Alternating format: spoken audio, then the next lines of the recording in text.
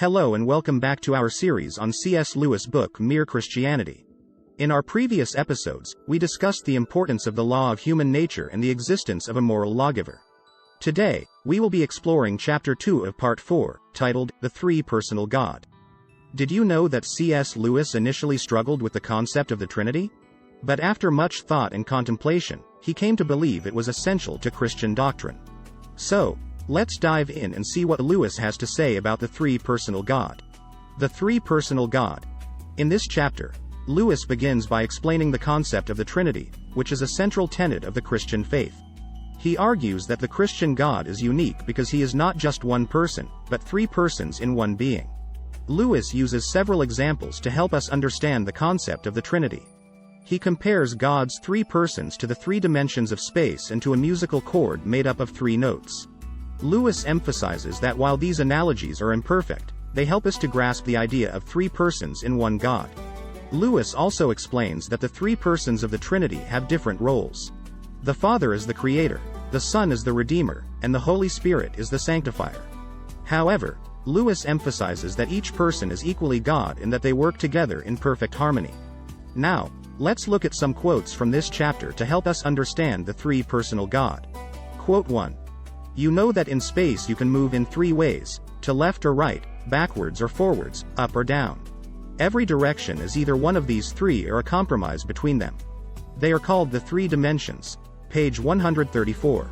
Quote 2. The Christian account of God involves just the same principle. In Christianity, we don't think of God as a solitary individual either. It is not like an organization with a board of three operators. They are more like a single complete person. Page 135. Quote 3. You might as well ask, if there's a God, why do we only see one of him? God is not a static thing, but a dynamic, pulsating activity, a life, almost a kind of drama. Page 142. Now, here are two reflective questions based on this chapter for you to ponder.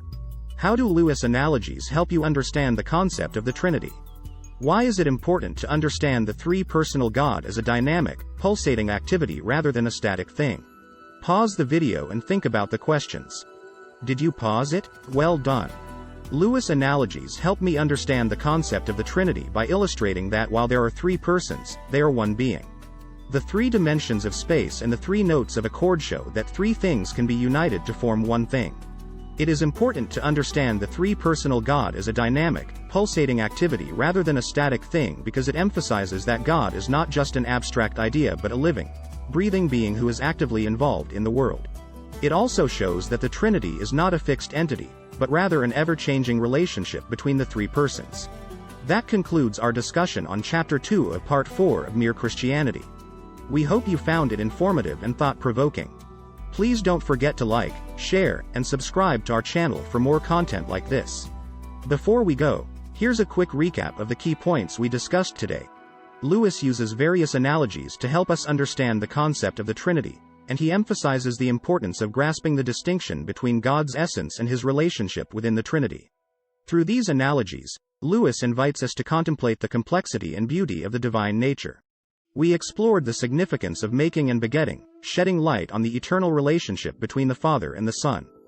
By understanding the Trinity, we gain deeper insight into God's character and his love for humanity. It is a doctrine that challenges our limited human understanding but ultimately points us towards the mystery and wonder of God's nature. We encourage you to continue exploring the rich teachings of Mere Christianity and dive further into the depths of Christian theology.